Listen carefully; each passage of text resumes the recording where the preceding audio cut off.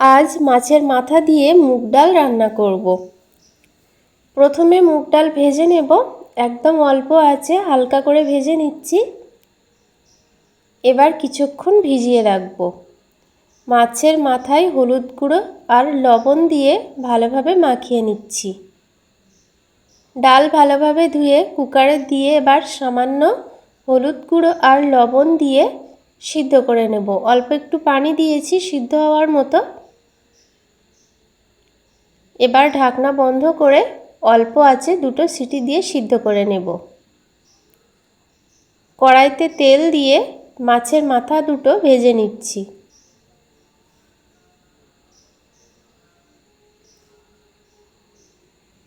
এবার ওই তেলেই তেজপাতা, শুকনো লঙ্কা আর গোটা জিরে ফোড়ন দিলাম। এবার দিচ্ছি পেঁয়াজ কুচি আর চেরা কাঁচা লঙ্কা। পেঁয়াজ খুব ভালোভাবে ভেজে নিয়েছি।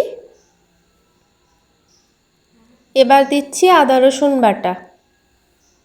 পেঁয়াজের সঙ্গে হালকা ভেজে নিলাম টমেটো কুচি, হলুদ গুঁড়ো, লবণ, কাশ্মীরি লঙ্কার গুঁড়ো আর এবার দিলাম ভাজা মশলা, জিরে, মরিচ আর ধনে।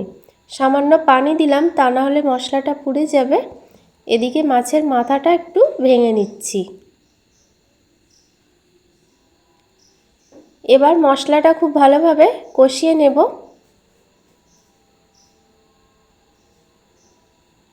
মশলা কষিয়ে নিয়ে ভেজে রাখা মাছের মাথা দিলাম আর মশলার সঙ্গে একটু মিশিয়ে নিচ্ছি।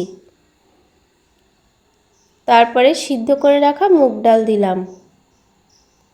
সামান্য চিনি দিয়ে কিছুক্ষণ রান্না করে নিলাম। আর রান্নাটা হয়ে এসেছে, গরম মশলার গুঁড়ো ছড়িয়ে দিয়ে এবার নামিয়ে নেব।